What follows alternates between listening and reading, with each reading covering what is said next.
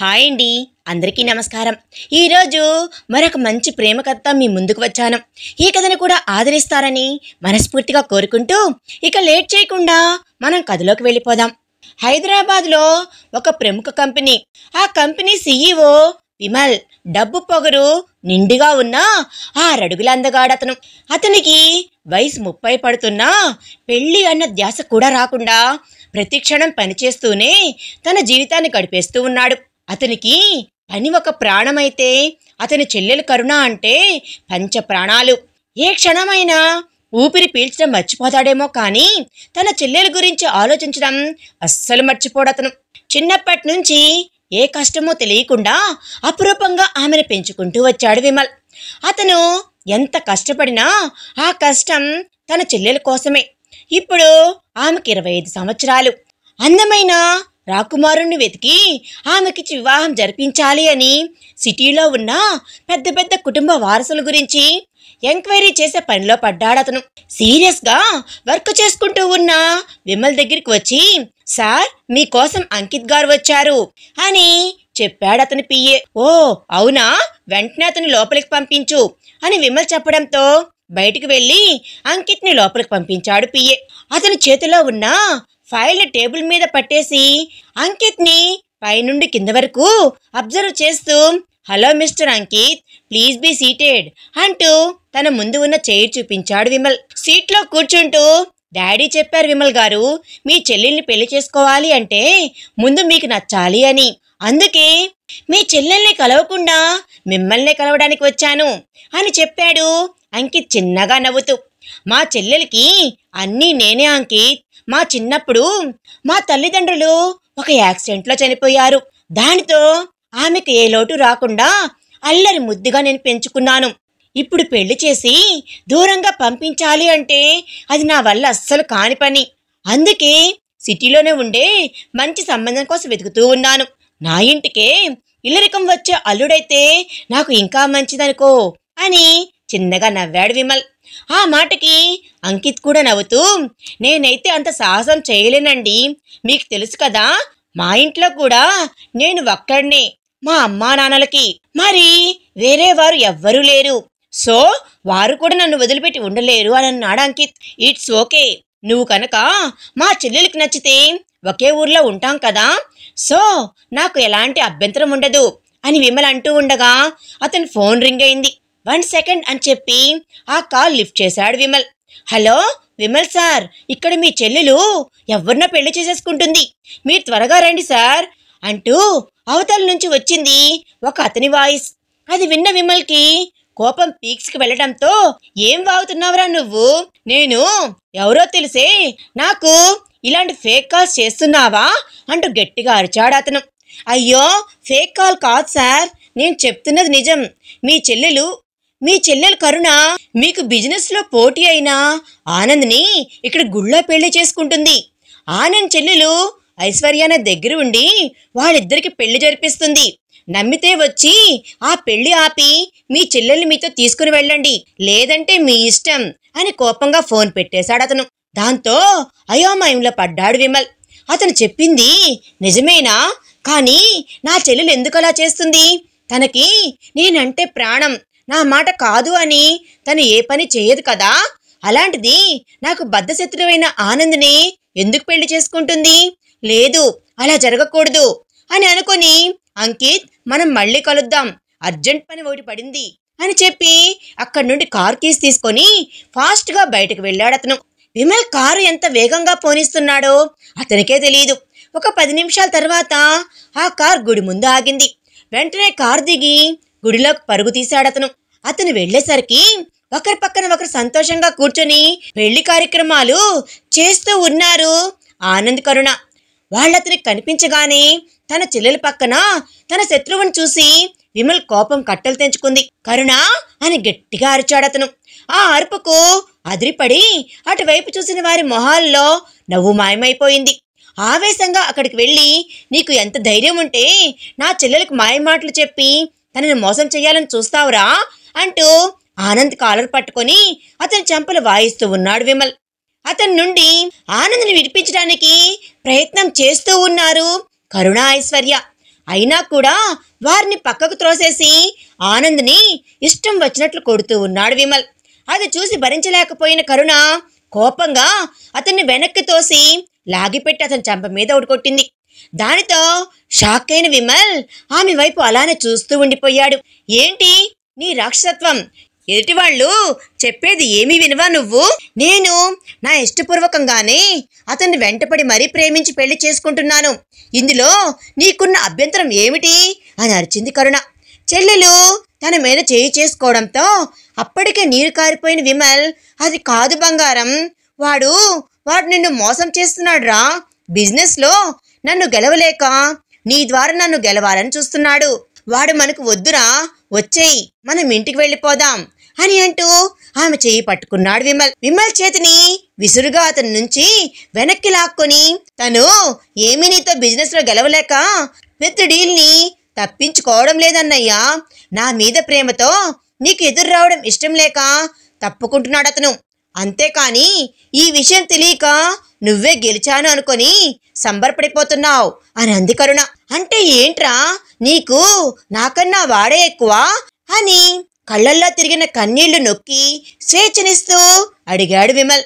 నాకు మీ ఇద్దరు సమానమే అన్నయ్యా, కానీ ఇద్దరిలో ఎవరో ఒక్కరు మాత్రమే కావాలి అంటే నేను ఆనందనే ఎంచుకుంటాను అని తలదించుకొని చెప్పింది కరుణ. ఆ మాట విన్న విమల్కి గుండె పగిలిపోయిన ఫీల్ కలిగింది. నువ్విప్పుడు కొంచెం కన్ఫ్యూజ్ లో ఉన్నావురా, ముందు రా ఇంటికి వెళ్దాం, ఇంటికి వెళ్ళాక తీరిగ్గా ఆలోచించుకొని ఆ తర్వాత నిర్ణయం తీసుకోవచ్చు అని అన్నాడు విమల్. నీకు ఈ అన్నయ్య అంటే ప్రాణం రా, ఆ సంగతి నువ్వు మర్చిపోతున్నావు ప్రాధేయపడుతున్నట్లు అడిగాడు విమల్. నువ్వంటే నాకు ప్రాణమే అన్నయ్యా, కాదు అనను, కానీ నేను నీతో ఇంటికి రాలేను.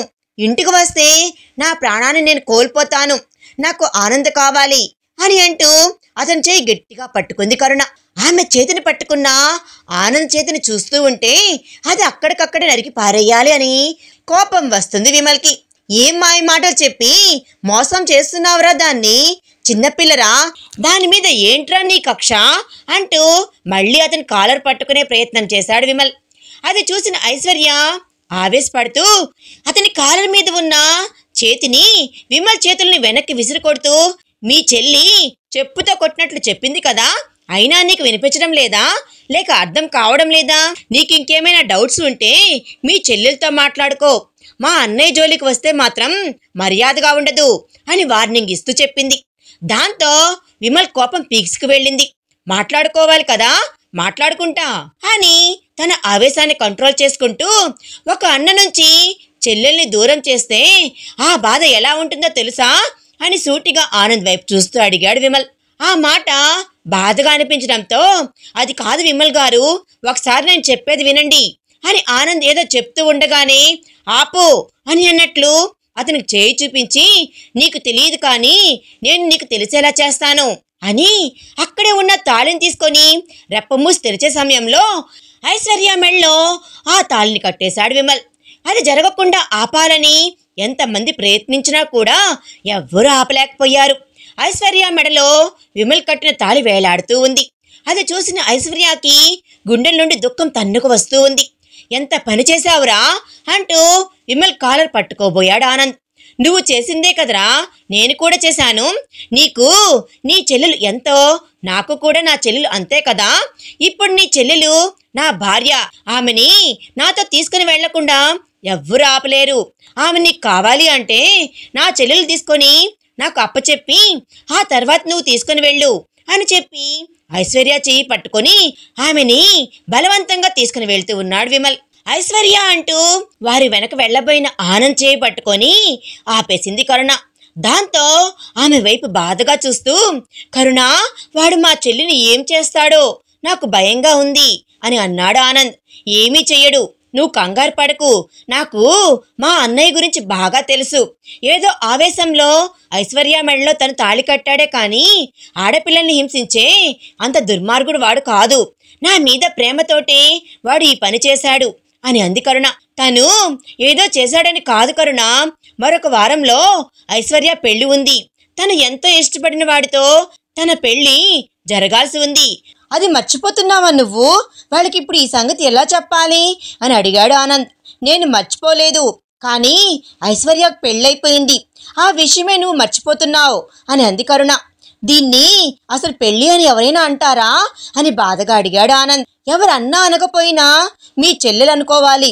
తను అనుకుంటే ఆ ఇంట్లోనే ఉంటుంది, లేదా అది పెళ్లి కాదు, అతను తన భర్త కాదు అని ఆమె అనుకుంటూ ఉంటే ఆమెని మన ఇంటికి ఎలా తీసుకొని రావాలో నాకు బాగా తెలుసు. నేను తనతో మాట్లాడతాను, నువ్వు కంగారు పడకు అని అంది కరుణ. తనకేం కాదు కదా అని బాధగా అడిగాడు అతను.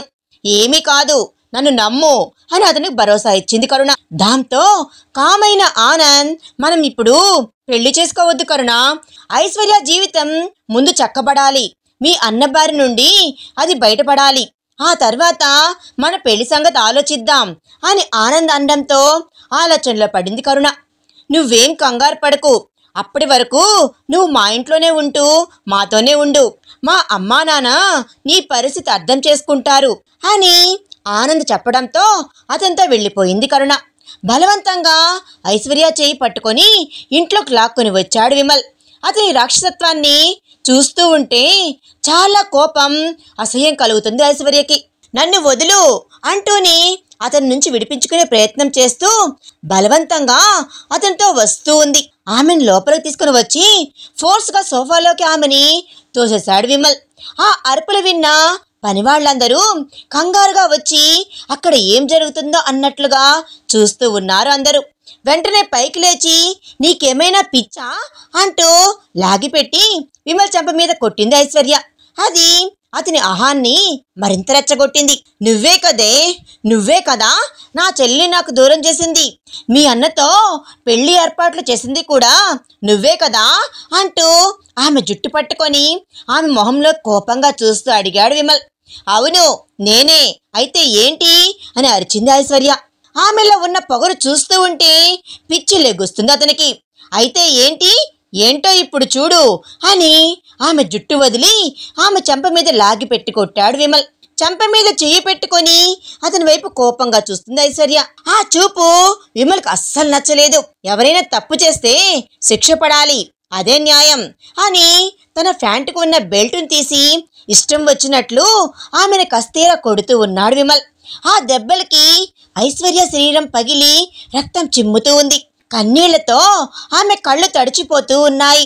కింద పడి అలా ఏడుస్తూ ఉన్నా ఆమెను చూసిన పని వాళ్ళందరికీ జాలిగా అనిపించింది. అయినా కూడా విమల్ కోపం తగ్గడమే లేదు. ఆమెని ఇంకా కొడుతూనే ఉన్నాడు. ఇంకా అలా కొడుతూనే ఉంటే ఎక్కడ ఆమె చనిపోతుందన్న భయంతో బాబు ఆపండి అంటూ ఆ ఇంట్లో ఉన్న పని మనిషి సుధా అతనికి అడ్డుపడింది. నువ్వు తప్పుకో సుధా, ఈరోజు నా చేతిలో సచ్చింది అని ఆవేశంగా అరిచాడు విమల్. మీరు ఇంకా ఇలాగే కొడితే ఆ పిల్ల నిజంగానే చచ్చేటట్లు ఉంది బాబు, ఏదైనా గొడవ ఉంటే తర్వాత చూసుకోండి, పాపం ఇప్పుడు తన్ను వదిలేయండి బాబు అని చెప్పింది సుధా. చిన్నప్పటి నుంచి తల్లిదండ్రులు లేకపోవడంతో సుధా వాళ్ళకి చాలా దగ్గరైంది. ప్రతి విషయంలోనూ ఆమె సలహా తీసుకుంటూ ఉంటాడు విమల్. అందుకే ధైర్యం చేసి మరి అతనికి అడ్డుగా వచ్చి నిలబడింది సుధా. ఆమె చెప్పడంతో తన చేతిలో ఉన్న బెల్ట్ అక్కడే పడేసి కోపంగా తన రూమ్లోకి వెళ్ళిపోయాడు విమల్. దాంతో కింద పడి ఉన్న ఐశ్వర్యాన్ని పైకి లేపి రామ్మా అంటూ కింద ఉన్న గదిలోకి ఆమెను తీసుకుని వెళ్ళి ఆమెకు కాసిన మంచినీళ్లు పట్టించి ఆమె శరీరానికి తగిలిన దెబ్బలకి ఆయింట్మెంట్ రాసింది సుధా. ప్రస్తుతం ఐశ్వర్య జీవితం ఏమిటో ఆమెకు అస్సలు అర్థమే కావడం లేదు. మరో వారంలో తను ప్రేమించిన వాడితో తన పెళ్లి, కానీ పరిస్థితి ఆమె అనుకున్నట్లు అస్సలు లేదు. అట్లాగే అనుకోని పరిస్థితుల్లో తనకు జరిగిన ఈ పెళ్లిని తాను స్వీకరించాలా లేక తను ప్రేమించిన వాడి దగ్గరికి తాను వెళ్ళిపోవాలా అని ఆలోచిస్తూ నీరసంగా ఉండటంతో అలాగే వెనక్కి వాళ్ళ నిద్రలోకి జారుకుంది. ఆమె లేని ఇంట్లో ఎంతసేపు ఉన్నా కరుణానే గుర్తుకు వస్తూ ఉండటంతో ఆ బాధను భరించలేక ఆఫీస్కి వెళ్ళిపోయాడు విమల్. 2 రోజులు నిద్రాహారాలు పూర్తిగా మానేసి తనను తాను బిజీగా ఉంచుకుంటూ చేసిన పని మళ్ళీ చేస్తూ తన మైండ్లో నుంచి కరుణ ఆలోచనలను తీసేయాలి అని చాలా ప్రయత్నించాడు. కానీ అది అతనికి సాధ్యం కానే లేదు.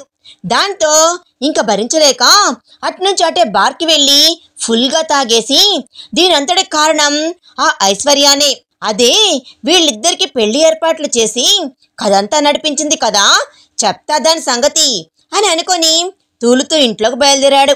అతను కట్టిన తాళిని చూసుకుంటూ ఆ తాళికి విలువని ఇవ్వాలా లేక తన మనసులో ఉన్న ప్రేమకు విలువ ఇవ్వాలో అర్థం కాక అయోమయంగా ఆలోచించుకుంటూ తన గదిలో కూర్చొని ఉంది ఐశ్వర్య. ఒకేసారి దడేల్మని పెద్ద శబ్దం చేస్తూ తలుపు తెరుచుకుంది. దాంతో ఉలిక్కిపడి అటువైపు చూసిన ఐశ్వర్యకి మత్తులో తూలుతూ కనిపించాడు విమల్. అతన్ని చూడడంతోటి గజగజ వణికిపోతూ ఉంది ఆమె. ఒక్కొక్క అడుగు ఆమె వైపు వేస్తూ, నీకు ఎంత ధైర్యం ఉంటే నా చెల్లెలు పెళ్లి చెయ్యాలని చూస్తావు అని తడబడుతున్న మాటలతో అంటూ ఉన్నాడు అతను. అతన్నే పెళ్లి చేసుకోవాలన్నది నీ చెల్లెలు, వెళ్ళి తనని అడుగు, అంతేకాని నీ మూర్ఖత్వం అంతా నా దగ్గర చూపించకు అని కోపంగా అంది ఐశ్వర్య. ఏంటి మూర్ఖత్వం చూపిస్తున్నానా? అసలు మూర్ఖత్వం అంటే ఎలా ఉంటుందో తెలుసా అని ఆమె చెయ్యి పట్టుకొని తన దగ్గరగా లాక్కున్నాడు విమల్. అతని చేతి స్పర్శని భరించలేకపోతున్న ఆమెకి అతని నుంచి వస్తున్న మందు వాసన కడుపులో తిప్పినట్లు వికారాన్ని కలిగించింది. దాంతో అతన్ని వెనక్కి తోసే ప్రయత్నం చేసింది ఆమె. అలా చేస్తూ ఉండటంతో అతనిలో కోపం మరింతగా పెరిగిపోయింది. ఆమెని మరింతగా గట్టిగా పట్టుకొని ఆమె శరీరాన్ని మొత్తం తన చేతులతో తడుముతూ ఉన్నాడు అతను. ఏయ్ వదులు, ఏం చేస్తున్నావు అంటూ అతన్ని చేదరించుకుంటూ అంది ఐశ్వర్య. నేనేం చేస్తున్నానో తెలుసుకోలేనంత చిన్నపిల్లవి కాదు కదా నువ్వు, పైగా ఇదేమీ నీకు ఫస్ట్ టైం అయి ఉండదు కదా, ఆల్రెడీ నీకు బాయ్ ఫ్రెండ్ ఉన్నాడంట కదా అని అన్నాడు విమల్. ఆ మాట ఎందుకో ఐశ్వర్య తట్టుకోలేకపోయింది. తన క్యారెక్టర్ని అంత చీప్గా అతను మాట్లాడటం భరించలేక ఒక్కసారిగా అతన్ని వెనక్కి తోసేసింది. దానితో అహం దెబ్బతిన్న విమల్ ఎంత ఫోర్స్గా అయితే వెనక్కి వెళ్ళాడో అంతే ఫోర్స్గా ముందుకు వచ్చి ఆమె నడుమును గట్టిగా పట్టుకొని తన మీదకి లాక్కొని ఆమె పెదాలను గట్టిగా తన పెదవులతో బంధించాడు. దానితో భయంగా అతన్ని వెనక్కి తోయబోయింది ఐశ్వర్య. కానీ అతన్ని ఇంచు కూడా ఆమె కదిలించలేకపోయింది. ఆమెకి ఊపిరాడినంత గాఢంగా ముద్దు పెడుతూ మధ్య మధ్యలో ఆమె పెదవుల్ని కొరుకుతూ తన ఒక చేతితో ఆమె నడుమును మరొక చేతితో ఆమె ఎదభాగాన్ని నలిపేస్తూ ఉన్నాడు అతను. దాంతో ఉక్కిరి బిక్కిరి అయ్యింది ఐశ్వర్య. ఆమె కంటి నుండి కన్నీరు కారుతూ ఉంది. ఆ కన్నీరు అతని చెంపపైన పట్టడంతో నెమ్మదిగా ఆమె పెదవులను వదిలి కొంచెం ఆమెకు దూరంగా జరిగాడు. చేతులతో తన శరీరాన్ని కప్పుకొని ఏడుస్తూ తలదించుకుంది ఆమె. తన ముందు ఆమె అలా తలదించుకోవడం, ఏడవడం విమల్కి చాలా బాగా నచ్చింది. అతనిలోని రాక్షసుడు అతన్ని మరింతగా రెచ్చగొడుతూ ఉండడంతో ఒక్కసారిగా ఆమెను బెడ్ పైకి తోసి ఆమెపై చేరిపోయాడు అతను. ఇక తన్ను వదిలేస్తాడులే అని కొంచెం రిలాక్స్ అయ్యే సమయంలో అతను అలా చేయడంతో బిక్క చచ్చిపోయింది ఆమె. తాళి కడితే మొగుడైపోతాడంట కదా, మరి మొగుడేం చేస్తున్నా పెళ్ళం భరించాలి కదా, మరి భరించు అంటూ ఆమె పెదవులను మరొక్కసారి బంధించాడు అతను. ఈసారి తన నుంచి అతన్ని దూరంగా నెట్టాలి అని ఐశ్వర్య అనుకోవడం లేదు. అతను ఏం చేసినా కూడా మౌనంగా భరిస్తూ ఉండిపోయింది. ఏదో ఆమెను బెదిరించాలి అని ముందు ఆమెను ముద్దు పెట్టుకున్న విమల్ ఎంత దూరం జరగాలి అని ప్రయత్నించినా ఆమెకు దూరంగా జరగలేకపోతున్నాడు. ఆమె శరీరం నుండి వస్తున్న వాసన అతన్ని పిచ్చివాడిని చేయడంతో మెల్లగా ఆమె మొహంపై ముద్దులు పెడుతూ ఉన్నాడు. అతను గట్టిగా కళ్ళు మూసుకొని ఆ కళ్ళ నుండి కారుతున్న కన్నీళ్లతో పాటుగానే తన మనసులోని బాధని అతను చేస్తున్న దాడిని భరిస్తూ ఉంది ఐశ్వర్య. శంఖంలా ఉన్న ఆమె మెడని సున్నితంగా తన చేత్తో రాస్తూ అలా కొంచెం ఆమె భుజంపై ఉన్న టాప్ని కింద జరిపాడు అతను. దాంతో ఆమె ఎదభాగం కొంచెం బయటికి కనిపిస్తూ ఉంది. తెల్లగా ఎత్తుగా కనిపిస్తున్న ఆ భాగాన్ని మృదువుగా తన నాలుకతో స్పృశిస్తూ టాప్కి ఉన్న బటన్స్ విప్పుతూ ఉన్నాడు అతను. తనలో చెలరేగుతున్న అలజడిని కంట్రోల్ చేసుకోవడం కోసం బెడ్షీట్ని గట్టిగా పట్టుకుంది ఐశ్వర్య. బటన్స్ విప్పగానే తనకి దర్శనమిస్తూ ఉన్న ఆమె ఎద అందాలను చూస్తూ ఆగలేక తన చేతులతో పట్టుకొని వాటి మధ్యలో మొహం దాచుకున్నాడు విమల్. దాంతో ఇక తట్టుకోలేక బెడ్షీట్ వదిలి అతని తలలోకి తన చేతిని పోనిచ్చి గట్టిగా అతని వెంట్రుకలు పట్టుకుంది ఐశ్వర్య. ఇప్పుడు అతనిలో కోపం లేదు, తాపం ఒక్కటే ఉంది. అతన్ని ఆ తాపం దహించి వేయడంతో దానికి తాళలేక తన పెదవులతో ఆమె శరీరంలో ప్రతి భాగాన్ని ఇంచు ఇంచు ముద్దులతో తడుపుతూ చుంబిస్తూ ఉన్నాడు అతను. దానితో ఆమెలో ఏదో తెలియని మత్తు నిలువెల్లా కమ్మేస్తోంది. ఇద్దరి శరీరాలపై బట్టలు బరువుగా అనిపించడంతో వాడికి విముక్తిని ఇచ్చి దూరంగా విసిరేశారు. మొట్టమొదటిసారి ఆడదాని అందం కన్నులు విందుగా కనిపిస్తూ ఉండడంతో ఆమెను పూర్తిగా తన సొంతం చేసుకోవాలి అనుకొని ఆమెలో మెల్లిగా ప్రవేశిస్తూ ఉన్నాడు అతను. బాగా నొప్పిగా అనిపించడంతో అతని గుండెలపై చెయ్యి వేసి వెనక్కి నెడుతూ ఉంది ఆమె. ఆమె చేతులను తన చేతుల్లోకి తీసుకొని ఇంటరాక్ట్ చేసి పైకి పెట్టి ఆమెకు నొప్పి తెలియకుండా ఉండడం కోసం తన పెదవులతో ఆమె పెదవులు సుకుమారంగా ముద్దాడుతూ ఆమెలో పూర్తిగా కలిసిపోయాడు అతను. ఈసారి ఆ ముద్దు మనస్ఫూర్తిగా ఆస్వాదించిన ఆమె ఆడతనంలోని మాధుర్యాన్ని అతనికి అందిస్తూ నా జీవితం నీకే అంకితం అని చెప్పకనే చెప్తుంది. ఒక్కసారితో తృప్తి చెందిన ఆ కలయిక ఆ రాత్రంతా ఆగి ఆగి కొనసాగుతూనే ఉండటంతో అలసి సొలసి ఒకరిపై ఒకరు గాఢంగా కౌగిలించుకొని ఎప్పటికో నిద్రపోయారు. ఆగకుండా ఫోన్ రింగ్ అవుతూ ఉండడంతో మెల్లిగా కళ్ళు తెరిచి ఆ ఫోన్ అందుకొని హలో అన్నాడు Vimal. Hello sir, meeting time అయిపోయింది, మీరు ఇంకా రాలేదు అని కంగారుగా చెప్పాడు అవతల వైపు నుండి పిఏ. మీటింగ్ ఎప్పుడో కదా, ఎందుకు నీకంత కంగారు అని విసుక్కున్నాడు Vimal. Sir, already time 1:45 PM అయింది అని చెప్పాడు పిఏ. దాంతో ఉలిక్కిపడి క్లాక్ వైపు చూసినా అతను చెప్పింది నిజమే అని అర్థమైపోయింది అతనికి. ఓ మై గాడ్, ఇంతసేపు పడుకున్నానా ఏంటిది అని మనసులోనే అనుకుంటూ, సరే నేను వెంటనే బయలుదేరుతున్నాను, నువ్వు ఒక పని చేయి, మీటింగ్ని ఒక 1/2 అవర్ పోస్ట్పోన్ చేయి, నేను వచ్చేస్తాను అని చెప్పి కాల్ కట్ చేసి ఒక్కసారి బాడీ స్ట్రెచ్ చేసుకొని ఏంటి బాడీ మొత్తం ఇంత పెయిన్గా ఉంది అని అనుకుంటూ అసహనంగా తన వైపు తాను చూసుకొని అతనికి తన శరీరంపై బట్టలు లేకపోవడం వలన అక్కడక్కడ గోరుగీతలు ఉండటం కనిపించింది. దాంతో అదిరిపడి చుట్టూ చూసుకోక కింద దూరంగా పడి ఉన్న తన బట్టలు కనిపించాయి. తన ఒంటి మీద ఉన్న బెడ్షీట్ పక్కకు జరిపి ఏం జరిగింది అనుకుంటూ ఆ బట్టలు తీసుకుని వేసుకుంటూ బెడ్ వైపు చూడగా బెడ్ మీద బ్లడ్ మార్కులు కనిపించి ఉన్నాయి. అది చూడగానే రాత్రి ఏం జరిగిందో గుర్తు తెచ్చుకొని ప్రయత్నం చేశాడు విమల్. కొంతసేపటికి తనకి ఐశ్వర్యకి జరిగిన ఫస్ట్ నైట్ అతనికి గుర్తు వచ్చింది. ఓ షిట్, నేను ఇలా చేశానేంటి, నేను ఇలా చేస్తూ ఉంటే తను వద్దు అని చెప్పకుండా ఎంజాయ్ చేసిందన్నమాట, ఈడియట్ అని అసహ్యంగా అనుకుంటూ వాష్రూమ్లోకి వెళ్ళి ఫ్రెష్ అయ్యి ఆఫీస్కి వెళ్ళిపోయాడు విమల్. కనీసం తనను పట్టించుకోకుండా జరిగిన దాని గురించి ఒక్క మాట కూడా మాట్లాడకుండా వెళ్ళిపోయిన అతని గురించి ఆలోచిస్తూ ఇప్పుడు నా పరిస్థితి ఏంటా అని అనుకుంటూ అక్కడే బొమ్మలా కూర్చుండిపోయింది ఐశ్వర్య. ఆఫీస్లో వర్క్ చేస్తున్నాడు అన్న మాటే కానీ విమల్కి మనసంతా ఐశ్వర్య దగ్గరే ఉండిపోయింది. ఇప్పటి వరకు అతని వర్క్ చెల్లి తప్ప మరో జాస లేకుండా గడిపేసిన అతని జీవితంలోకి ఐశ్వర్య రావడం, ఆమెతో పెళ్ళి, ఇదంతా కల్లా అనిపిస్తుంది. అసలు నేను అలా తనతో ఎందుకు బిహేవ్ చేశాను, తప్పు చేశాను, ఏదో ఆవేశంలో తాళి కట్టి కరుణ ఇంటికి రాగానే తన ఇంటికి పంపించేయాలి అనుకున్నానే తప్ప ఇలా జరుగుతుంది అని అస్సలు అనుకోలేదు నేను. ఇప్పుడు ఈ విషయాన్ని అడ్డు పెట్టుకొని తను నన్ను ఏమైనా బ్లాక్మెయిల్ చేయదు కదా, లేదు, తను అలా చేసే మనిషిలా కనిపించడమే లేదు, అయినా ఒకసారి తనతో మాట్లాడాలి అని అనుకున్న విమల్ ఇంకా ఆఫీస్లో ఉండాలి అనిపించక ఇంటికి స్టార్ట్ అయిపోయాడు. అతను వెళ్ళేసరికి గార్డెన్లో గులాబీ మొక్కలు నాటుతూ ఉంది ఐశ్వర్య. మెరూన్ కలర్ సింపుల్ చూడీదార్లో న్యాచురల్ బ్యూటీగా అందంగా ఉన్న ఆమెపై సూర్యకిరణాలు పడుతూ ఉండటంతో మరింత మెరిసిపోతూ ఉంది ఆమె మొహం. ఆమె మొహం మీద పడుతూ ఉన్న హెయిర్ని అప్పుడప్పుడు చేతితో పైకి అనుకుంటూ ఉండగా ఆ చేతికి అంటి ఉన్న మట్టి ఆమె మొహానికి అంటుకుంటూ ఉంది. అది చూసిన విమల్ పెదవులు చిన్నగా విచ్చుకున్నాయి.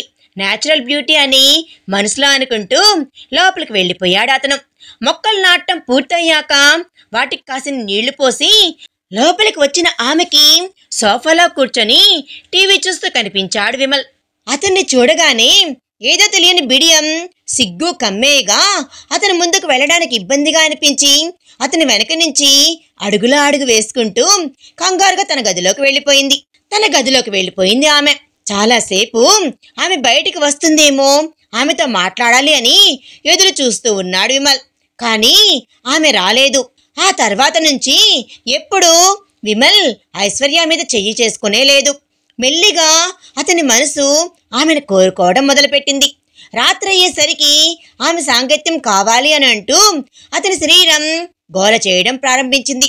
అయినా కంట్రోల్ చేసుకుంటూ వీలైనంత దూరంగా ఆమెకు ఉండటం మొదలుపెట్టాడు అతను. అలా రోజులు గడుస్తూ ఉన్న కొలది ఆమె మీద ఏదో తెలియని ఇంట్రెస్ట్ అతనికి కలుగుతూ ఉంది. ఆమె కూడా అతనికి నచ్చినవన్నీ చేసి పెడుతూ అతనికి దగ్గరయ్యే ప్రయత్నం చేస్తూ ఉంది. అవన్నీ తెలుస్తూ ఉన్నా కూడా ఆమెకి దగ్గర కావాలి అంటే ఏదో గిల్టీ ఫీలింగ్ అతన్ని ఆపేస్తూ ఉంది. ఆమెకు కావాల్సిన బట్టల దగ్గర నుంచి కాలికి వేసుకునే చెప్పుల వరకు అన్ని ఏర్పాట్లు చేసి ఆ ఇంట్లో ఒక మహారాణి స్థానాన్ని ఆమెకి ఇప్పించాడు అతను. ఎంత గొప్పగా చూసుకున్నా సరే ఆమెకి అవి ఏవి తృప్తినివ్వడమే లేదు.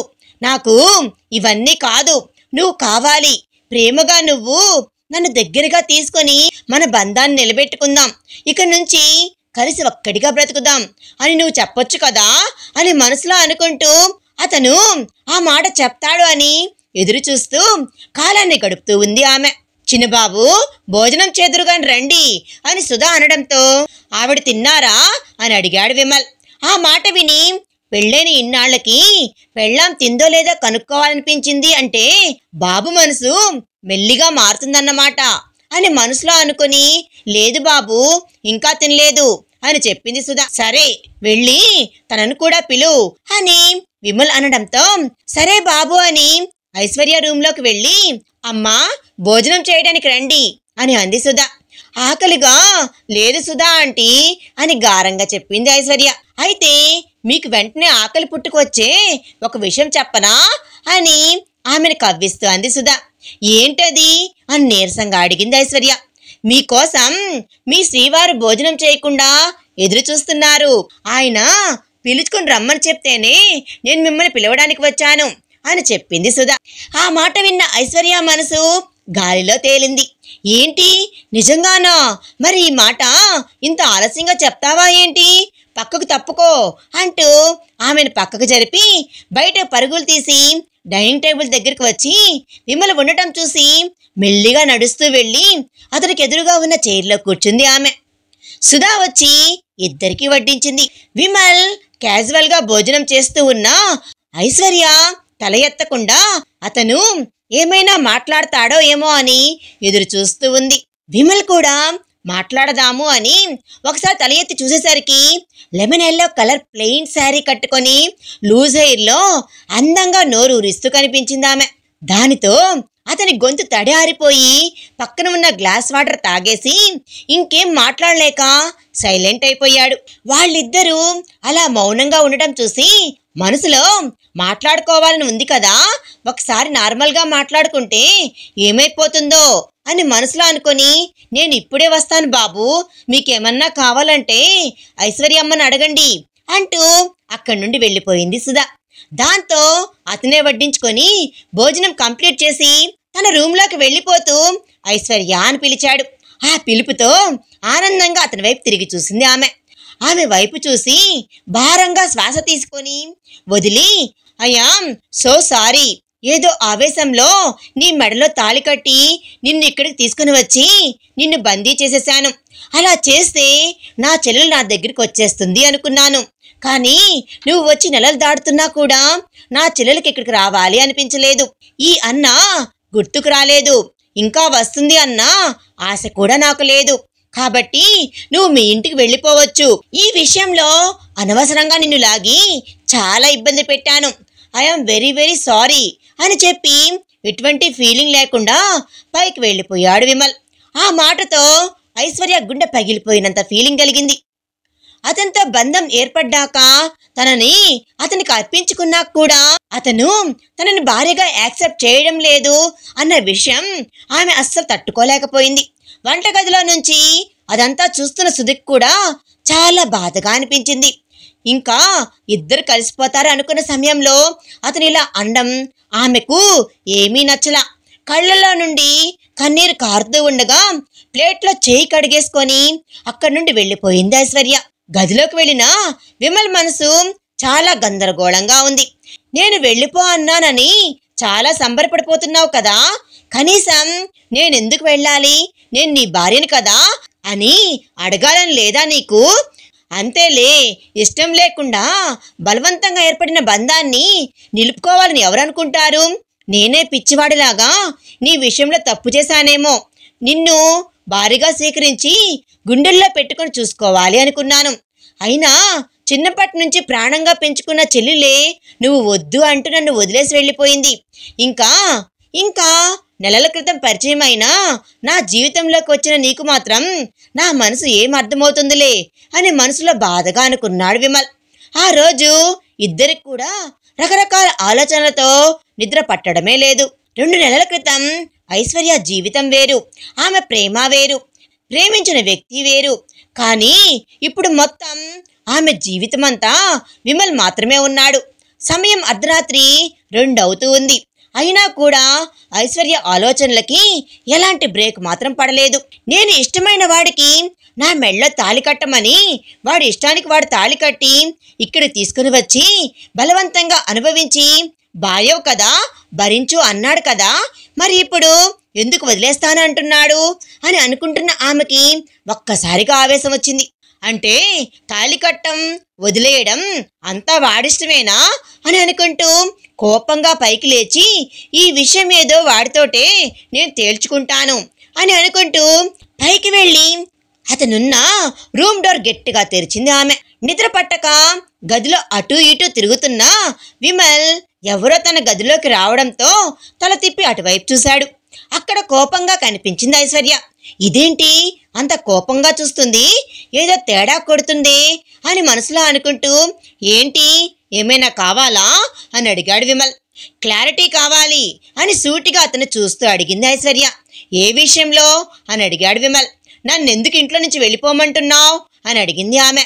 నువ్వు ఇక్కడ ఉండడం అనవసరం అనిపించింది అని చెప్పాడు అతను. దాంతో గట్టిగా లాగిపెట్టి అతని చెంపపై ఒకటి కొట్టి కోపంగా అవసరమంటే ఏంటి దాని అర్థం, నేను నీ భార్యగా పనికిరానా అని అడిగింది ఆమె. అలా అని కాదు. ఆమె కొట్టిన దెబ్బతో షాక్ అయిన విమల్ అలా అని కాదు, నీకు కూడా తెలుసు కదా మన పెళ్లి ఎలాంటి సందర్భంలో జరిగిందో, అలాంటి పెళ్లికి విలువ ఉంటుందా? అయినా నువ్వు ప్రేమించింది వేరే వారిని కదా, మరి నాతో ఎలా సుఖంగా ఉండగలవు? అందుకే వెళ్ళిపోమంటున్నాను అని అన్నాడు విమల్.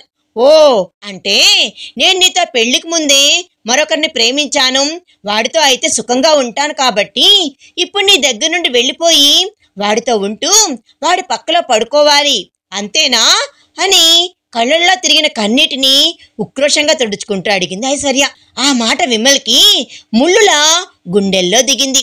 అసలు అలాంటి పరిస్థితి వస్తుంది, ఐశ్వర్య మరొకరి దగ్గరికి వెళ్తుంది అని తలుచుకుంటేనే అతనికి ఏదో తెలియని కోపం వచ్చేస్తుంది.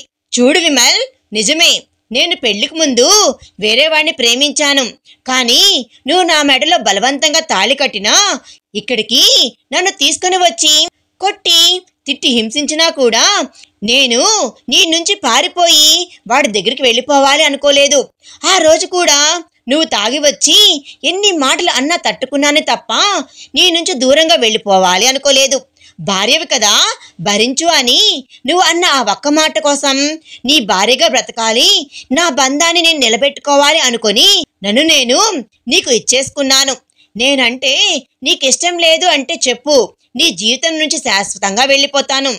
అంతేకాని నీ మనసులో వేరేవాడు ఉన్నాడు, వాడి దగ్గరికి వెళ్ళిపో అంటే మాత్రం నేను భరించలేను. నాకు తెలుసు నా వర్జినిటీ మీద నీకు అనుమానం ఉంది, నేను వేరే వాడితో అని ఐశ్వర్య అంటూ ఉండగా ఆమెను గట్టిగా హత్తుకున్నాడు విమల్. దాంతో షాక్ అయిన ఐశ్వర్య ఇంకా మాట్లాడలేక అలా బెత్తరపై చూస్తూ ఉండిపోయింది. ఇంతకు మించి నా భార్య గురించి ఒక్క మాటను తప్పుగా మాట్లాడావో చంపేస్తాను, నోరు మూసేయ్ అని వణుకుతున్న గొంతుతో అన్నాడు విమల్. అతని కంటి నుండి రాలిన కన్నీటి బొట్టు ఆమె భుజంపై పడటంతో అతన్ని గట్టిగా హత్తుకుంది Aishwarya. I'm so sorry Aishwarya, నీకు ఇష్టం లేకుండా నీ జీవితంలోకి వచ్చిన నన్ను భర్తగా స్వీకరించి నా ప్రేమ కోసం ఇంతగా ఎదురు చూస్తున్నావు అని అర్థం చేసుకోలేకపోయాను. I'm very sorry. ఇంకా జీవితంలో ఎప్పుడు నిన్ను విడిచిపెడతాను అన్న మాట అస్సలు అనను అని అంటూ ఆమెను మరింత గట్టిగా హత్తుకున్నాడు. సరే, ఇంక వదిలితే నేను వెళ్తాను అని అంది ఐశ్వర్య. ఎక్కడికి అని భయంగా అడిగాడు విమల్. ఇంకెక్కడికి, నా గదిలోకి, నాకు నిద్ర వస్తుంది అంది ఐశ్వర్య. దాంతో ఆమె కొంచెం దూరం జరిగి, ఇంకా నా గది నీ గది అంటూ సపరేట్గా ఏమి ఉండవు పాప, ఇక నుంచి ఇదే నీకు నాకు కూడా అని అన్నాడు విమల్. అవునా, అయితే సరే, నాకు నిద్ర వస్తుంది అని చెప్పి వెళ్ళి బెడ్ ఎక్కేసింది ఐశ్వర్య. చిన్నగా నవ్వుకుంటూ వెళ్ళి ఆమె పైకి చేరిపోయాడు అతను. ఏదో శరీరంపై బరువుగా అనిపించడంతో కళ్ళు తెరిచి చూసిన ఆమెకి తన కళ్ళల్లోకి చూస్తూ కనిపించాడు విమల్. ఓయ్, పక్కన ప్లేస్ ఉంటే నా మీద పడుకుంటావేంటి? నేనేమైనా పరుపనుకున్నావా ఏంది అని అడిగింది ఐశ్వర్య. కాదా, దామరి, నాకు అక్కడికన్నా ఇక్కడ హాయిగా ఉంటుంది, ఎందుకు అని అంటూ ఆమె పెదవిని అందుకున్నాడు విమల్. ఒక గంట తర్వాత ఒంటిపైన బట్టలు లేకపోవడంతో గుండెల వరకు బ్లాంకెట్ కప్పుకొని విమల్ గుండెలపై తలపెట్టుకొని వేలుతో అతని గుండెలపై రాస్తూ విమల్ అని ప్రేమగా పిలిచింది ఐశ్వర్య. ఏంటో చెప్పు అని అంటూ అప్పటికి నిద్ర కమ్మేయగా మత్తుగా అడిగాడు విమల్. ఒక చిన్న విషయం చెప్తాను, నువ్వు కోపం తెచ్చుకోవు కదా అని అంది ఐశ్వర్య. ఇందాక నీ మొహంలో కనిపించిన కోపం చూశాక కూడా మళ్ళీ నేను కోపం తెచ్చుకునేంత ధైర్యం చేయలేను, కానీ చెప్పు, పర్లేదు అని అన్నాడు విమల్. అది ఏంటంటే, పెళ్లి ఏర్పాట్లు చేసుకున్నది కరుణ ఆనంద్, కానీ అక్కడ జరిగిన పెళ్ళేమో మన ఇద్దరిది. పాపం, వాళ్ళు ఇంకా పెళ్లి చేసుకోకుండా నీ అంగీకారం కోసం ఎదురు చూస్తూ ఉన్నారు, నువ్వు కూడా యాక్సెప్ట్ చేయొచ్చు కదా అని రిక్వెస్ట్గా అడిగింది ఐశ్వర్య. దాంతో ఒక్కసారిగా కళ్ళు తెరిచి చూశాడు విమల్. ఆ చూపుకి భయపడిన ఐశ్వర్య అతని పైనుండి లేచి, అంటే ఎంతైనా మీ చెల్లే కదా, తను ఎంతగా మా అన్నయ్యను ప్రేమించి ఉండకపోతే నిన్ను కూడా వదిలేసి వాడి దగ్గరికి వచ్చేస్తుందో చెప్పు అని తనబడుతున్న మాటలతో అంది ఐశ్వర్య. ఏంటి నువ్వనేది, వాళ్ళిద్దరికీ పెళ్లి జరగలేదా అని నొసలు చిట్లించి అయోమయంగా అడిగాడు విమల్. అంటే కరుణ పెళ్లి చేసుకుందాము అని అంది, కానీ అన్నయ్య ఒప్పుకోలేదు, నీ అంగీకారంతోటే వాళ్ల పెళ్లి జరగాలి అని అన్నాడు.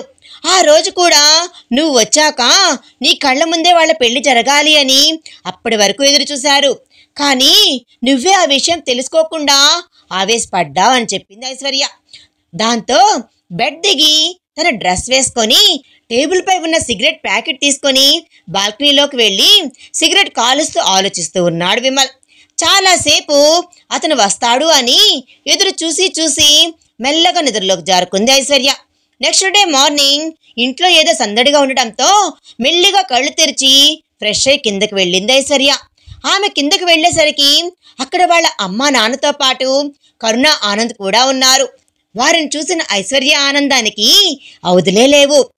అమ్మా అని అంటూ వెళ్ళి గట్టిగా హత్తుకొని ఎలా ఉన్నారు అంటూ అందర్నీ అడిగింది.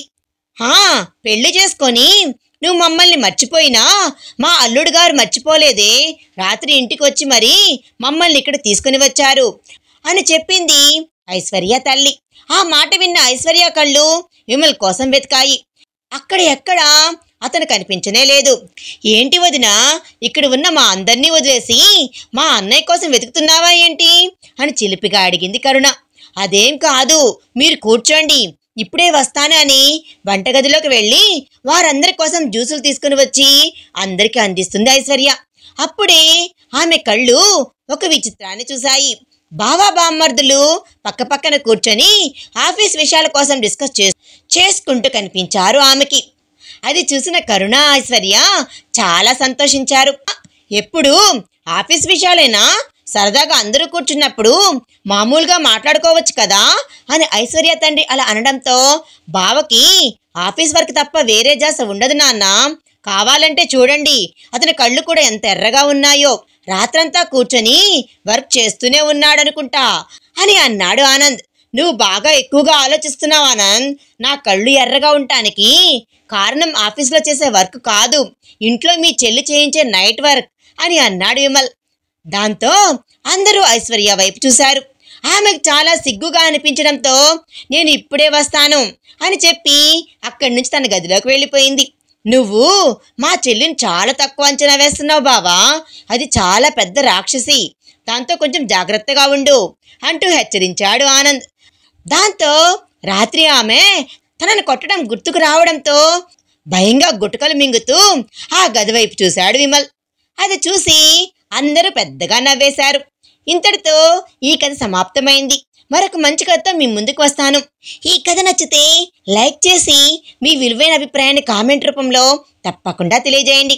కొత్తవారు మన ఛానల్ చూస్తున్నట్లయితే ప్లీజ్ సబ్స్క్రైబ్ చేసుకోండి. Thanks for watching.